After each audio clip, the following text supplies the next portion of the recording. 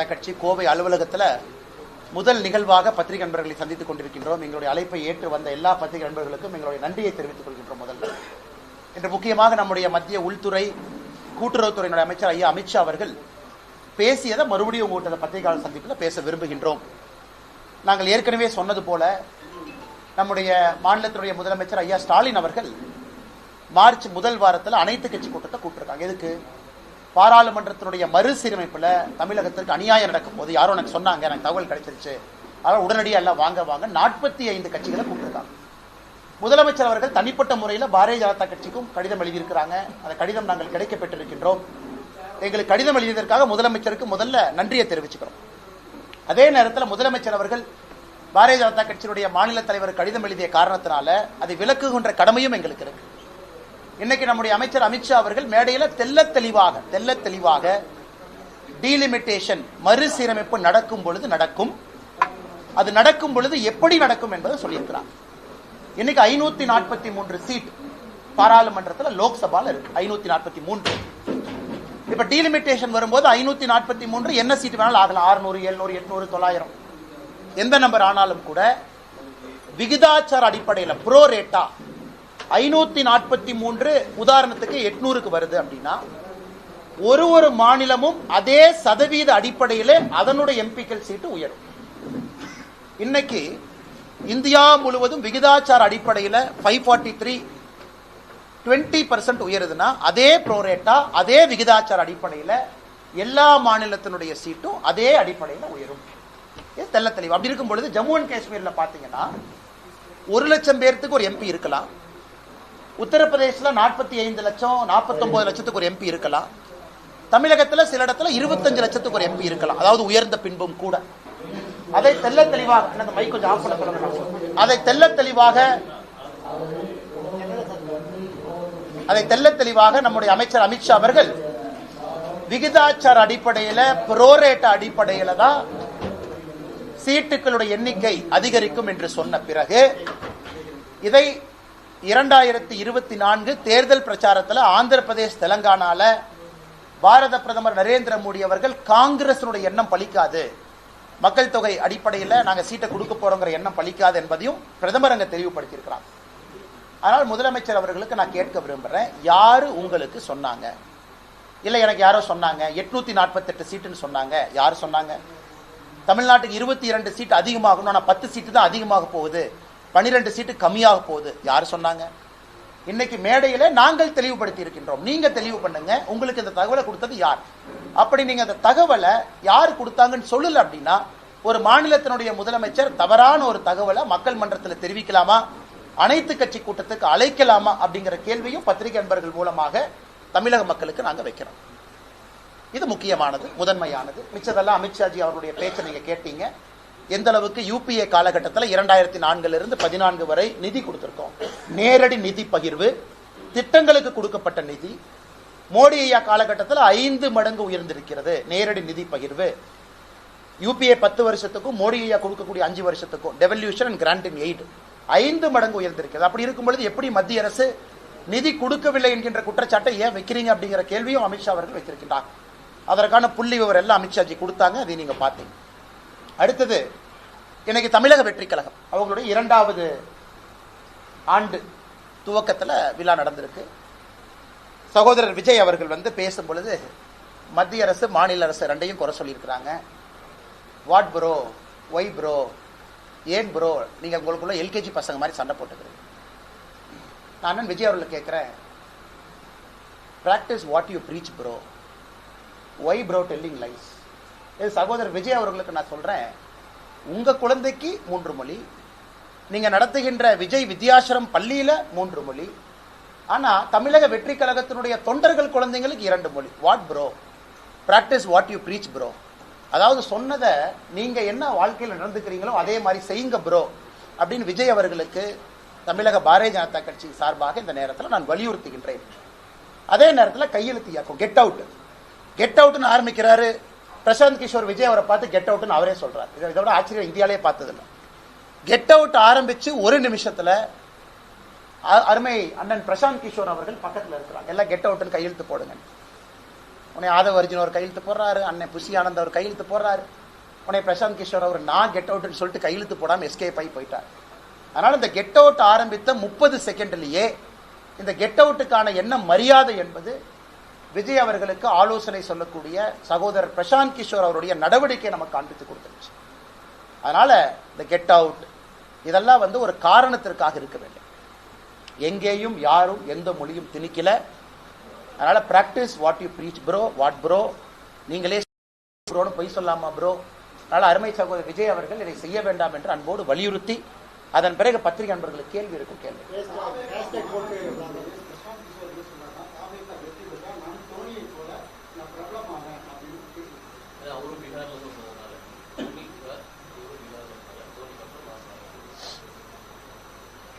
தோனி அவர்கள் தப்பில்ல, பீகார்ல இருந்து ஒருத்தவங்க வர்றாங்க, தமிழ்நாட்டில் அவங்களுக்கு ஒரு பேர் கிடைக்குது, சந்தோஷம் தான். எல்லாம் இந்தியர்கள் தானே, நமக்கு எதாவது தமிழர்கள் எல்லோரையும் ஏற்றுக்கொள்றோம்ல, நம்ம யாரையும் நிராகரிக்கக்கூடிய தமிழர்களே இல்லையே. தமிழ்நாட்டுக்கு நல்லது யாரு பண்ணாலும் ஏத்துக்கிறோம். பிரசாந்த் கிஷோர் அண்ணுக்கு ஒரே ஒரு கேள்வி, ஏனே டிஎம்கே கொண்டு வந்து உட்கார வச்சுங்க? நீங்க இவ்வளவு பேச்சு பேசுறீங்க, நானும் தோனியை போல் புகழ் பெற வேண்டும், நானும் பீகார் ஜார்க்கண்ட்ல இருந்து வந்திருக்கேன்னு சொல்ற பிரசாந்த் கிஷோர் அண்ணன் எதற்காக திராவிட முன்னேற்ற கழகத்தை கொண்டு வந்து ஆட்சியில் அமர்த்தி? அதற்காக மக்கள் எப்போதும் உங்களை மன்னிக்க மாட்டாங்க, அது உண்மை. தனிப்பட்ட முறையில் உங்களுக்கும் எங்களுக்கும் என்ன பிரச்சனை? தனிப்பட்ட முறையில் இன்னொரு மாநிலத்திலிருந்து வர்றீங்க, தமிழ்நாடு நன்றாக இருக்க வேண்டும் என்று எந்த வேலையை நீங்க செஞ்சாலும், இந்தியாவில் யாராக இருந்தாலும் தமிழர்கள் திரும்ப அந்த மரியாதையை கொடுக்கத்தான் போறாங்க. கிளாசிக் உதாரணம் தோனி அவர்கள். மொழி தெரியாம வந்தாங்க, சென்னை சூப்பர் கிங்ஸ் ஆடினாங்க, முழு தமிழ்நாடும் நம்முடைய வீட்டு பிள்ளையாக ஏற்றுக்கொண்டிருக்கின்றோம். அதனாலதான் ஏற்றுக்கொண்டு நினைக்காதீங்க, நல்லது பண்ணுங்க, எல்லோரும் ஏற்றுக்கொண்டு. வன்மையா கண்டிக்கிறேங்கன்னா, குமுதம் நிருபர் அந்த புகைப்படத்தை பார்த்தேன். அதனாலதான் நாம செக்யூரிட்டியே கொடுத்தோம். நீங்க லாஸ்ட் டைம் கேட்டீங்க எதுக்கு சென்ட்ரல் செக்யூரிட்டி கொடுத்தீங்க, அந்த பஞ்சாயத்து வரக்கூடாதுன்னு. அதனால தயவு செய்து சென்ட்ரல் கவர்மெண்ட் செக்யூரிட்டி சிஆர்பிஎஃப் பயன்படுத்துங்க. ஹைலி ட்ரெயின்டு, ரொம்ப நாசூக்கா நாகரிகமா நடந்துக்குவாங்க. அவங்கள விவிஐபி பெட்டாலியன்ல இருந்து வர்றாங்க. இந்த சிஆர்பிஎஃப் செக்யூரிட்டி யாரு நம்முடைய சகோதரர்கள் வர்றாங்களோ அவங்க ஸ்பெஷலி ட்ரெயின்டு, ஒரு கிரௌடை ஹேண்டில் பண்ணணும், அதே மரியாதையோடு நடத்தணும், வரக்கூடிய மக்களுக்கு மரியாதை கொடுக்கணும், பத்திரிகை நண்பர்களுக்கும் அந்த மரியாதை சுதந்திரம் கொடுக்கணும் அப்படிங்கிற ட்ரெயின் ஆனவன்.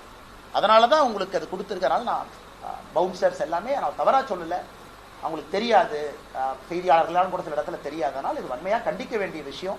அதனால தயவு செஞ்சு கவனம் கொடுங்க. ஏன்னா நீங்க பத்திரிகைங்கிறீங்க, பத்திரிகை வரணுங்கிறீங்க, முதலா வரணுங்கிறீங்க. பாரதிய ஜனதா கட்சியும் முதல் நிகழ்ச்சி பத்திரிகையாளர் சந்திப்பு நடத்தி தான் பிள்ளையார் சொல்லி போட்டு தான் கட்சி அலுவலகத்தையே நம்ம திறந்து வைக்கிறோம். அந்த அளவுக்கு பத்திரிகையாளர் மீது நம் நம்பிக்கை கொடுக்கும் பொழுது, மரியாதை கொடுக்கும் பொழுது நம்முடைய நடத்தையும் அப்படி இருக்க வேண்டும் என்று சொல்லிக் கொள்கிறேன்.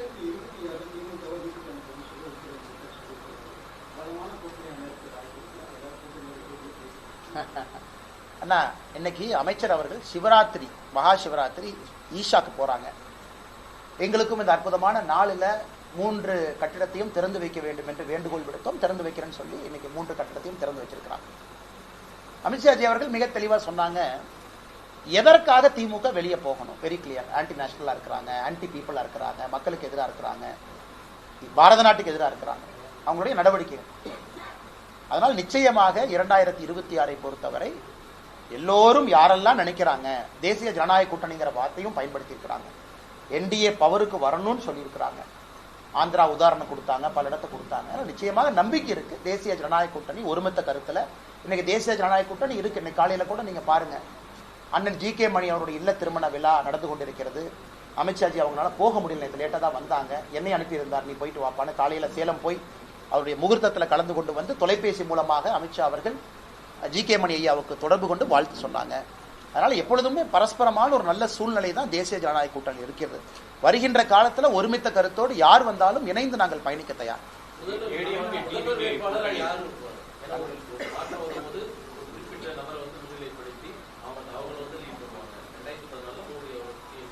நியாயமான கேள்வி அண்ணன், நியாயமான கேள்வி அண்ணன், நியாயமான கேள்விதான் அண்ணன். உங்களுடைய இன்டெலிஜென்ஸ் நான் குறைஞ்சு மதிப்பில்லை. மக்கள் எதிர்பார்ப்பாங்க யாரை நாங்க நம்புறது, யார் எங்களோட இருப்பாங்கன்னு.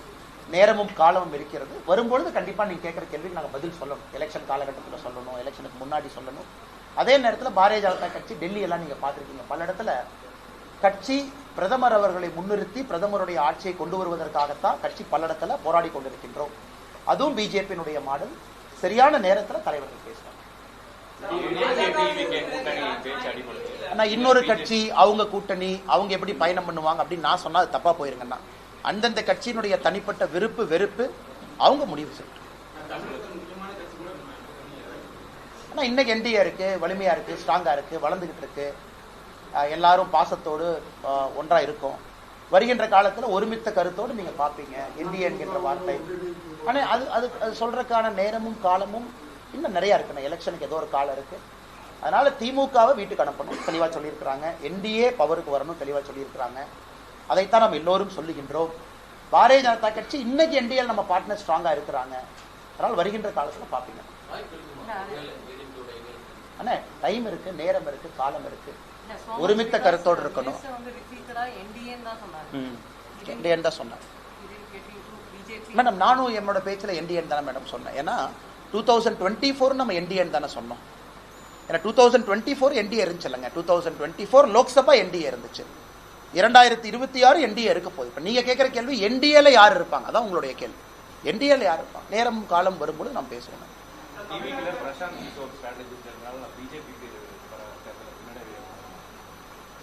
அண்ணே நான் யாரை பத்தியும் நான் தப்பா சொல்ற ஆள் இல்லைங்கன்னா, எல்லோரும் ஒரு ஸ்ட்ராட்டஜிஸ்டுக்குன்னு ஒரு ஸ்ட்ரென்த் இருக்கு, பவர் இருக்கு. அது பிரசாந்த் கிஷோர் அவர்களாக இருக்கட்டும், தமிழகத்தில் சுனில் கண்ணுகுலுன்னு ஒருத்தர் இருக்கார் அவராக இருக்கட்டும், இவங்க எல்லாருமே நான் எப்பவுமே வெளியிருந்து பார்க்கக்கூடிய ஆளுமைகள். நிறைய அவங்களுக்கு அரசியல் தெரியும். நான் சும்மா போற போக்கில் அப்படியே தேரை வாரி அரைக்க விரும்பல, தெரியும். அதே நேரத்தில் எந்த அளவுக்கு தெரியும் அது எனக்கு தெரியாது. ஏன்னா நாம களத்தில் இருக்கோம், கூட இருக்கோம், கீழே இருக்கோம், சுத்திக்கிட்டு இருக்கோம். நமக்கு எந்த அளவுக்கு தெரியும், அவர்களுக்கு எந்த அளவுக்கு தெரியும். ஒரு டீம் போட்டு வேலை பார்க்குறீங்க. இந்தியாவில் இருக்கக்கூடிய எல்லா பசங்களையும் ரெக்ரூட் பண்ணி தமிழ்நாட்டில் வேலை பாருன்னு டீம் வச்சிருக்காங்க. ஸோ அந்த பசங்களுக்கு எந்த அளவுக்கு தெரியும் எனக்கு தெரியாது. அதனால யாரையும் நான் குறைச்சி மதிப்பிடல.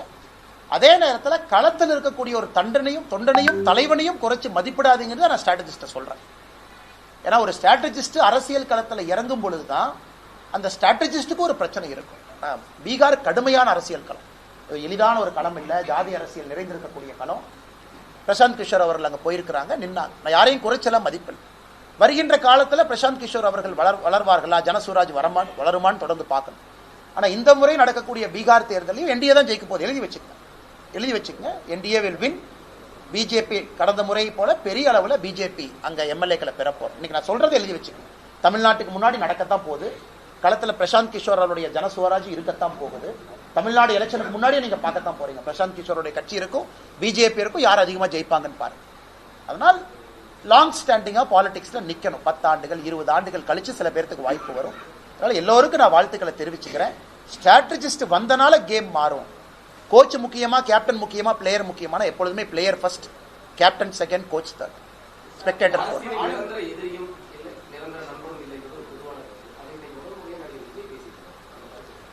ஆனால் நிரந்தர எதிரியும் நிரந்தர நண்பனும் இல்லை அப்படின்னு ஒரு பக்கம் சொன்னாலும் கூட ஒரு கட்சி கொள்கை அடிப்படையில் இருக்கக்கூடிய பாரதிய ஜனதா கட்சிக்கு எதிரி இருக்கிறாங்க. அதில் எந்த மாற்று கருத்தும் இல்லை.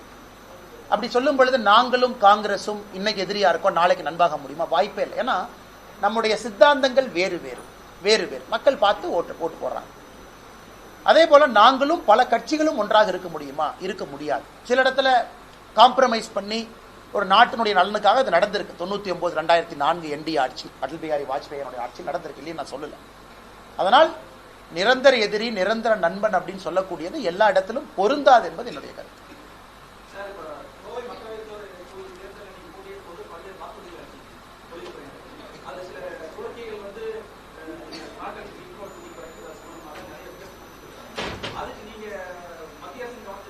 கொண்டு போறோம்னா பண்ணிட்டே இருக்கோம்.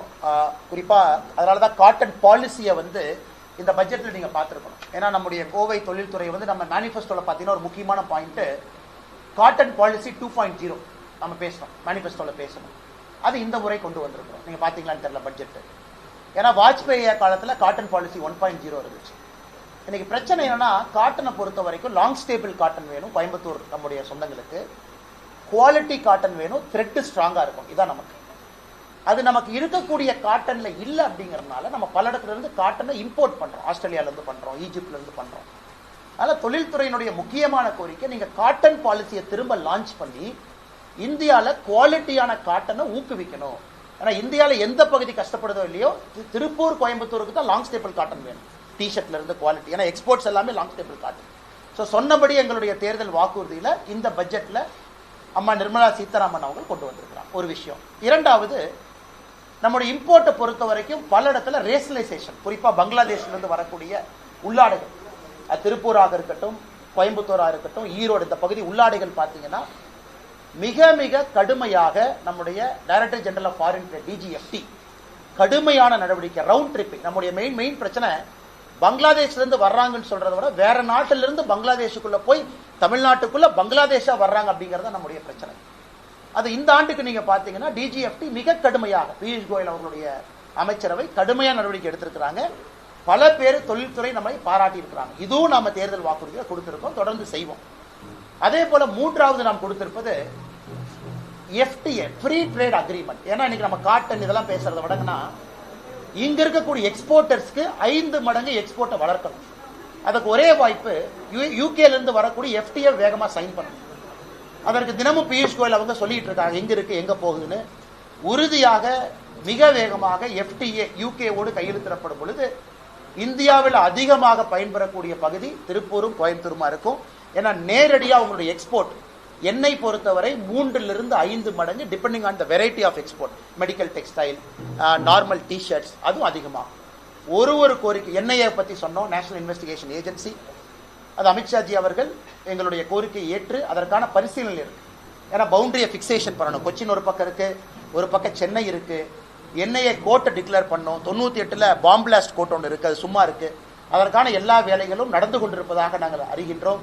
அதற்கான நல்ல ஒரு அறிவிப்பும் மத்திய அரசு விரைவில் கொடுப்பாங்கன்னு நம்புறோம்.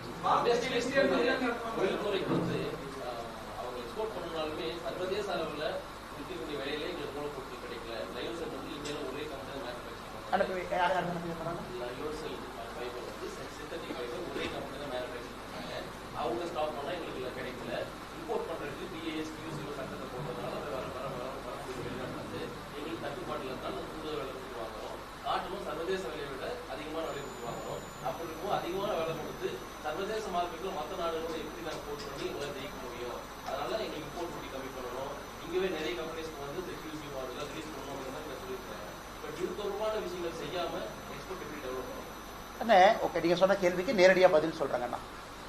கோயம்புத்தூர் பகுதியை சார்ந்த குறிப்பாக ரயன் சிந்தட்டிக் ஃபைபர்ல இருக்கக்கூடிய நம்பர் 1, நம்பர் 2, நம்பர் 3 இந்த நிறுவனங்கள்லாம் நம்முடைய நிதியமைச்சர் அவங்கள சந்திக்க வச்சோம். நீங்க அவங்கள்ட்ட கேட்கலாம், நான் பேர் சொல்ல விரும்பல. அப்ப 2 பிரச்சனைகள் முக்கியமா அவங்க நம்முடைய நிதியமைச்சர் முன்னாடி வச்சாங்க. முதல் பிரச்சனை என்னன்னாங்கன்னா, இன்னைக்கு இந்தியாவில் உற்பத்தி ஆகக்கூடிய சிந்தட்டிக் ஃபைபர் குறைவா இருக்கு. சில கம்பெனிகள் மட்டும்தான் உற்பத்தி பண்றாங்க. இந்தோனேஷியா, குறிப்பாக இந்தோனேஷியா, ஈஸ்ட் ஏஷியால இருந்து சிந்தட்டிக் ஃபைபர் இந்தியாக்குள்ள வந்து டம்ப் பண்றாங்க. நமக்கு இந்தியாக்குள்ளேயும் சிந்தட்டிக் ஃபைபர் உற்பத்தி ஆகணும், ரயன் மாதிரி ஃபைபர் உற்பத்தி ஆகணும். அதே நேரத்தில் இந்தோனேஷியால இருந்து டம்ப் பண்றவங்களையும் ஆன்டி டம்பிங் டியூட்டியோ இம்போர்ட் டியூட்டியோ போட்டு நாம் அதை குறைப்பதற்கான முயற்சி எடுக்கிறோம். இவங்க ஆர்குமெண்ட் என்ன, ஒரே நேரத்தில் குறைச்சிட்டீங்கன்னா இந்தியாவில் பற்றாக்குறை இருக்கும் பொழுது நாங்க எங்கிருந்து வாங்குவோம், நேரா இது விலை ஏறிடுது. அப்ப எங்கனால ஆர்டிபிஷியல் ஃபைபரை வச்சு செய்ய முடியல. அதற்கான எல்லா முயற்சியும் நிதியமைச்சர் எடுக்கிறாங்க.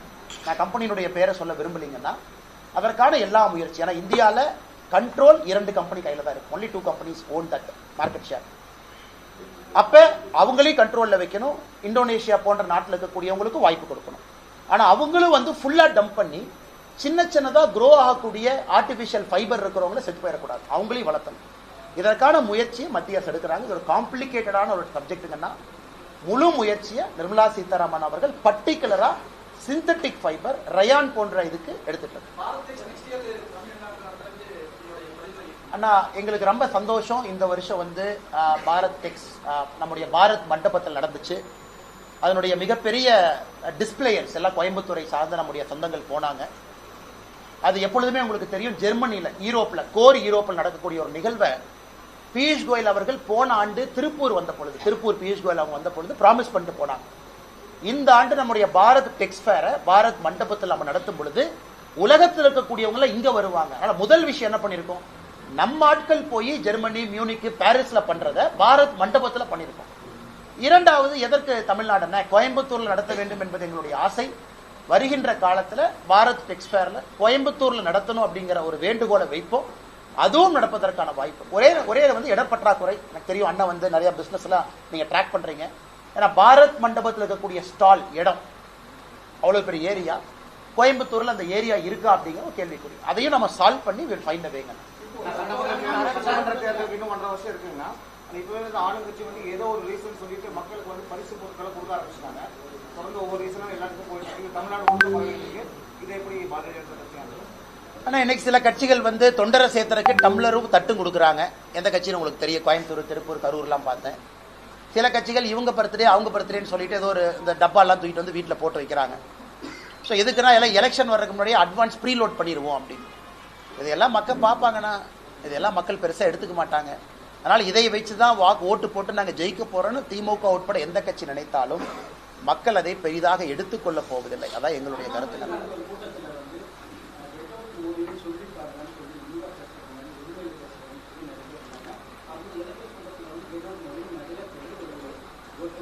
அதுக்கு பதிலடி அதான் நான் என்ன சொன்னேன், உதயநிதி ஸ்டாலின் அவர்கள் சொல்லணும்.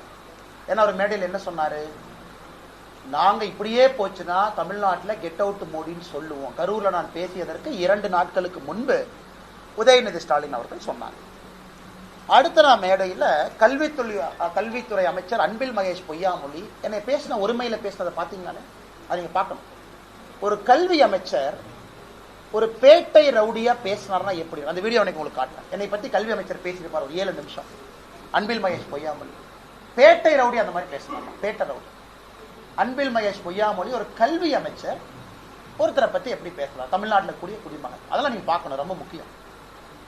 அதனாலதான் தெளிவா கரூர் மேடையில சொன்னேன், முதல் 50% அண்ணாமலையா பேசுறேன், அடுத்த 50% திராவிட கட்சிகள் பாணியில அவங்களுக்கு பதில் சொல்ல போறேன். அதனால தாய்மார்கள் யார் என்னை தப்பா நினைச்ச கூடாது பேச்சுல சொல்லிட்டு ஆரம்பிச்சோம். உதயநிதி ஸ்டாலினுக்கு என்ன சொன்னோம், நீங்க சொன்னீங்கல்ல சொல்லி பாருங்க. அவருக்கு பயம், சப்போர்ட்டுக்கு 500 பேர்த்த கூட்டு வந்தார். அவர் தனியா சொன்னா மாட்டிக்குவாங்க. 500 சின்ன பசங்களை பின்னாடி உட்கார வச்சுட்டு எல்லாம் கெட் அவுட் மோடின்னு சொல்லுங்க அப்படின்னு. அந்த சின்ன பசங்க இளைஞரணின்னு சொல்லிட்டு அவங்க பின்னாடி உட்காந்து திமுக கெட் அவுட் மோடினா அதுக்கு பதிலடி என்ன? 24 மணி நேரம் டைம் கொடுக்கும். கெட் அவுட் மோடின்னு எல்லாம் சொல்லுங்க. இளைஞரணி, டிஎம்கே அபிஷியல் ஐடி விங்கு எல்லாம் இணைஞ்சு எல்லாம் கெட் அவுட் மோடின்னு ஹேஷ்டாக் போட்டேன். எவ்வளவுங்க? 2,80,000. அடுத்த 24 மணி நேரம் இல்லை, காலையில 6 மணிக்கு கெட் அவுட் ஸ்டாலின் ஆரம்பிச்சோம். 3:27க்கு 10வது லட்சம் 1 million. 6 AM to 3:31 PM 3:27 PM 1 million 10 லட்சம் கெட் அவுட் ஸ்டாலின். ஆனால் நாங்க இது வந்து ஒரு அளவுகோலா சொல்லிங்கன்னா உங்களுக்கு உங்க பாணியில நாங்க பதிலடி கொடுக்க ஆரம்பிச்சோம். இன்னைக்கு கையெழுத்து இயக்கத்தை பாருங்க எந்த அளவுக்கு மேசிவா பிஜேபி களத்தில் இருக்கும். மார்ச் 22 தேதியை குறிச்சு வச்சுங்க, திருச்சியில பாரதிய ஜனதா கட்சியினுடைய பொதுக்கூட்டம். தமிழகத்துல குறிப்பாக தமிழை வளர்க்கக்கூடிய மோடி அவர்களுக்கு நன்றி சொல்லி நடக்கக்கூடிய பொதுக்கூட்டத்தை பாரதிய ஜனதா கட்சி 22ஆம் தேதி திருச்சியில் நடக்க இருக்கிறோம். அந்த கூட்டத்தை பாருங்க, கிரவுண்ட்லயும் பாருங்க, சமூக வலைதளத்துல பாருங்க. திராவிட முன்னேற்ற கழகத்துக்கு ஈக்குவல்னு சொல்ல மாட்டோம், அவர்களை விட ஒரு படி மேல போய் நாங்க பதிலடி கொடுக்க ஆரம்பிச்சோம். இல்லாட்டி அவங்க திருந்த மாட்டாங்க, இப்படியே பேசுவாங்க, 29 பைசா மோடிப்பாங்க. அவர்களுக்கு அவங்க பாணியில பேசினா மட்டும்தான் அவர்களுக்கு புரியும். அதே மருந்து எடுத்து அவங்களுக்கு கொடுக்குறோம்.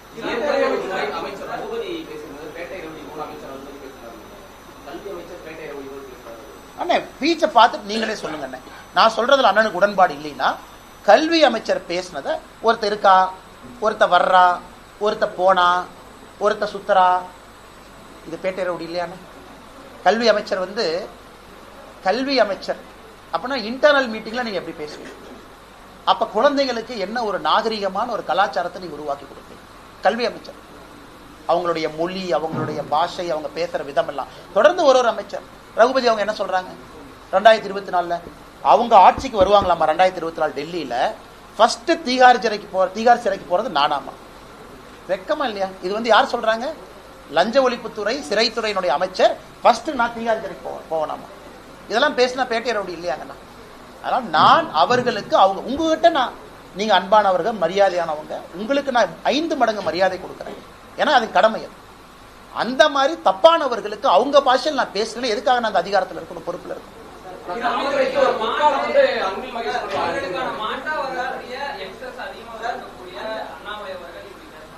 அண்ணே எல்லா யங்ஸ்டர்ஸும் நான் பேசினதை தப்புன்னு ஒருத்தர் கூட சொல்லிங்கண்ணா. எல்லாருமே விரும்புறாங்க. காரணம் என்னன்னா, அண்ணா நீங்க தப்பா எதுவும் பேசலையே, அவர் மோடியை பத்தி தப்பா சொல்றாரு, மோடியினுடைய தாயை பத்தி தப்பா சொல்லிருக்காங்க, நீங்க பதிலடி கொடுக்குறீங்க. அவங்களுக்கு நீங்க சொல்றீங்க, சொல்லி பாருங்க. அது தெளிவா நீங்க மேடையில சொல்லிட்டு சொல்றீங்க. இல்ல எந்த இளைஞர்கள் என்ன நான் கோவப்பட போறாங்க? எல்லா இளைஞர்களுக்கும் தெரியும், சில இடத்துல முள்ளால தாங்க நான் எடுக்கணும். பார்க்கடலை கடந்த பொழுது சிவபெருமான் எதுக்குன்னு விஷத்தை குடிச்சார். விஷம்னு தெரிஞ்சும் ஏன் குடிச்சார்? சில பேர் அந்த விஷத்தை குடிச்சுதான் ஆகணும். அதுலதான் இருக்கிறனோ தவிர ஒரு தனி மனிதனுக்கு நான் கொடுக்கக்கூடிய மரியாதை எப்பொழுதும் எங்கேயும் நான் குறைக்க போவதில்லை. நாளைக்கு உதயநிதி ஸ்டாலின் திரும்ப அந்த வார்த்தையை பயன்படுத்தினா நானும் திரும்ப நான் சொன்ன அதே ரீதியில தான் பதில் சொல்லுவேன். அதுல எந்த மாற்று கருத்து இல்லைங்க. இப்ப விஜய் அவர்கள் ப்ரோன்னு சொன்னாரு, அவருக்கு நான் திரும்ப ப்ரோன்னு சொன்னேன். Practice what you preach bro. மரியாதையா சொன்னாரு, மரியாதையா பதில் சொல்ல வேண்டியது என் கடமை. மரியாதை கொடுக்கிறாரு, மரியாதை வாங்கிக்கிறாரு. நாகரிகமான அரசியல் நோக்கி போகணும்னு நினைக்கிறார், நானும் நாகரிகமான அரசியல் நோக்கி போகணும்னு நினைக்கிறேன். பட் இவங்க அப்படி பேசலையா? பொற்காலமா போர்க்காலமானே? இன்னைக்கு கல்வித்துறையில் இருக்கக்கூடிய குழந்தைகள்லாம் கத்திய தூக்கிட்டு வந்து சண்டை தான் போடல, போர்க்காலம். அதாவது ஒரு பள்ளியில பாலிய சீண்டல் பாக்குறோம் அதிகமாயிருச்சு. அமித்ஷாஜி அந்த ரெக்கார்டோட வந்தாங்க, எவ்வளவு நடந்திருக்கு கையில் அந்த பேப்பர் பாத்தீங்க காமிச்சாங்க. பாலிய சீண்டல் ஒரு பள்ளியில தரம் குறைந்திருக்குது. மரத்துக்கு கீழே மக்கள் உட்கார்ந்து படிக்கிறாங்க. அவருடைய சொந்த மாவட்டத்துல எப்படி எந்த அடிப்படையில இவர் டி ஷர்ட்டை போட்டுட்டு போய் ஒரு கிரிக்கெட் மேட்ச் விளையாண்டு இவர் பேட்டை தூக்கி அவருடைய மகனுக்கு பொற்காலம். பிரெஞ்சு படிக்கிறார் அன்பில் மகேஷ் பிரியாமொழி அவர்களுடைய மகனுக்கு பொற்காலம். தனியார் பள்ளிகளுக்கு பொற்காலம். 3 மொழி சொல்லிக் கொடுக்கக்கூடிய பள்ளிகளுக்கு பொற்காலம். சன்சைன் மெட்ரிகுலேஷன் பள்ளிக்கு பொற்காலம்.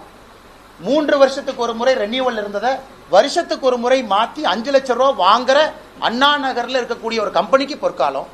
ஆனா அரசு பள்ளியில் இருக்கக்கூடிய 52 லட்சம் மாணவர்களுக்கு பொற்காலம் இல்லைங்க.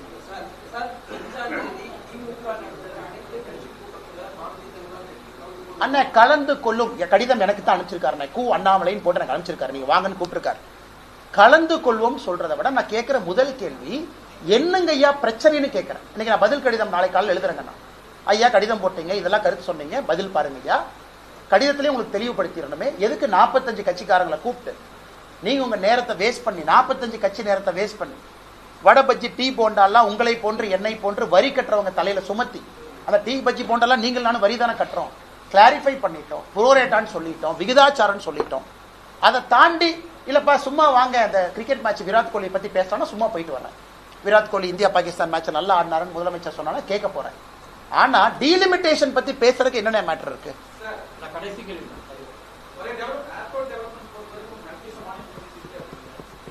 ஆனா எங்களுடைய நம்பர் ஒன் ப்ரையாரிட்டி கோயம்புத்தூருக்கு ஏர்போர்ட் எக்ஸ்பான்ஷன் நம்பர் 1 ப்ரையாரிட்டி. அது நடந்தா எல்லாம் நடந்துருங்கண்ணா. அதற்கான வேலைகள் மிக வேகமாக ஆரம்பித்திருக்கின்றார்கள். கண்டினியூஸ் ஃபாலோஅப்ல இருக்கும். அது இப்ப இருக்கக்கூடிய விமான போக்குவரத்து அமைச்சர் வேகமாக செயல்படக்கூடியவர். எப்படி ஜோதிராஜ் சிந்தியா அவங்க வேகமா செயல்பட்டாங்களோ அதே போல இளமையானவர் ராம்மோகன் அவர்கள் மிக வேகமா செயல்படுறாங்க. மிக வேகமாக கோயம்புத்தூருக்கு கொடுப்பது எங்களுடைய ஹையஸ்ட் ப்ரையாரிட்டி. கட்டாயமா கொடுப்பாங்க.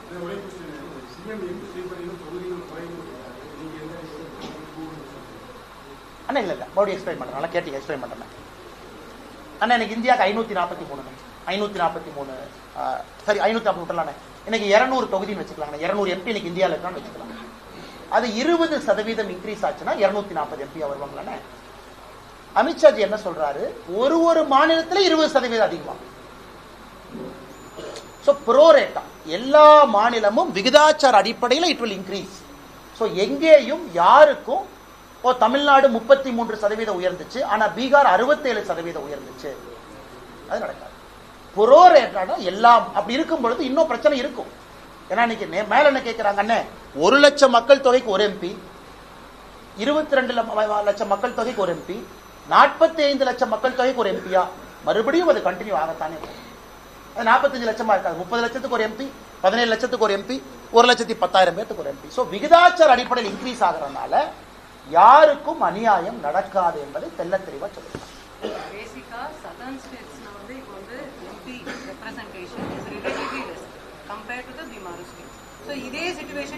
Madam, no. Now you are making a new argument. Madam's argument is, we are only saying the current 543 is fixed on 1971 census, madam. So now new census conduct பண்ணதுக்கு அப்புறம் நாம இந்த புதிய ஒரு எண்ணிக்கையை ஃபிக்ஸ் பண்ண போறோம். அப்ப இருப்பது எல்லாம் ப்ரொபோர்ஷனேட்டா தான் உயரும். 543 might become 800, 850, 900. அந்த இன்க்ரீஸ் தான் ஒரு மாநிலத்தினுடைய இன்க்ரீஸ் அப்படின்னு சொல்லியிருக்கிறாங்க. அப்ப இதே லாஜிக் நம்ம பார்க்கும் பொழுது மேடம், இன்னைக்கு யூபி அவங்க கேட்பாங்க, இல்லை எங்களுக்கு அநியாயம் ஆயிடுச்சு, நாங்க எப்படி 50 லட்சம் பேருக்கு ஒரு எம்பிங்கிறீங்க, நீங்க 25 லட்சம் பேருக்கு ஒரு எம்பி. ஏன்னா இந்தியாவில் அவங்களும் பேசுறாங்கல்ல. ஸோ அமித்ஷாஜி அவர்கள் சொல்வது குறிப்பாக தென்னிந்தியாவில் உங்களுக்கு பிரச்சனை யாருக்குமே இருக்காது, ப்ரோரேட்டா இன்க்ரீஸ். இது நேற்று ஸ்டாலின் அவர்கள் எழுதியிருக்கக்கூடிய கடிதத்திற்கு நேர் எதிர். அதைத்தான் நேற்றிலிருந்து கேட்கிறோம். யார் சொன்னாங்க ஐயா, யார் சொன்னாங்க ஐயா, யார் சொன்னாங்க ஐயா? கடைசி கேள்வினா கடைசி கேள்வி. அண்ணா எனக்கு வீகம் வகுப்பவங்க, எங்களுக்கு வீகம் வகுப்பவங்க 3 பேருங்கண்ணா. உண்மை சொல்லணும், முதல்ல தமிழ்நாட்டு மக்கள் அவங்கள்ட்ட போய் காது கொடுத்து கேட்கணும். 2வது கட்சி தொண்டர்கள், அவங்க கீழிருந்து மேலே சொல்லணும். 3வது பத்திரிகை நண்பர்கள், மாறுபட்ட கருத்தா இருந்தாலும் எங்ககிட்ட ஆக்ரோஷமா நீங்க இந்த மாதிரி நடந்துக்கணும், மென்மையாகவும் நடந்துக்கணும், எங்ககிட்ட கருத்து சொல்லணும். இந்த 3 பேர்த்துக்கிட்டே டச்சில் இருந்தா எப்பொழுதுமே ஒரு மனிதன் நிதானமா இருப்பான். சில இடத்துல நீங்க சொல்ற கருத்து பிடிக்காம இருக்கலாம், ஆனா 3 கருத்தையும் காது கொடுத்து கேட்டா அந்த 3 பேர் எங்க 450 கோடி, 500 கோடி, 300 கோடி, 180 கோடி, எனக்கு அமௌண்ட்லாம் தெரியாதுண்ணே, அதெல்லாம் கொடுக்கறதுக்கு எங்கண்ணே பணம் இருக்கு?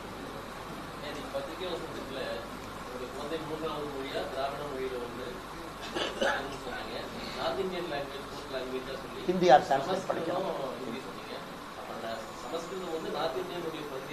இல்லைங்கண்ணா, இந்தியாவில் எல்லா நிலப்பரப்பில் இருந்தாலும் சமஸ்கிருத மொழி பேசுறவங்க கம்மியாக தான் இருக்கிறாங்க.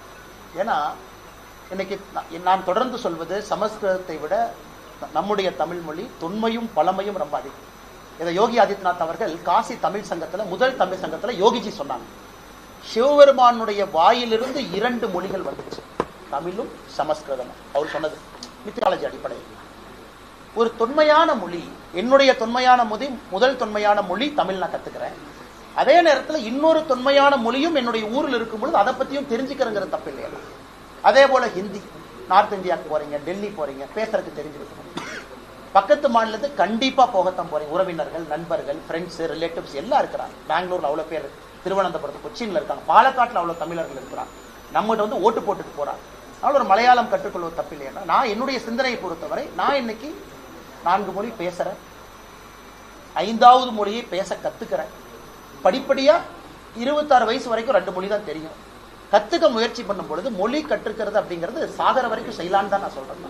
ஏன் பள்ளியோட நிறுத்துறீங்க? என் குழந்தைகள் 3, 4 வளர்ந்துகிட்டே இருக்கு. நன்றிங்கண்ணா, thank you for your time. Yes madam.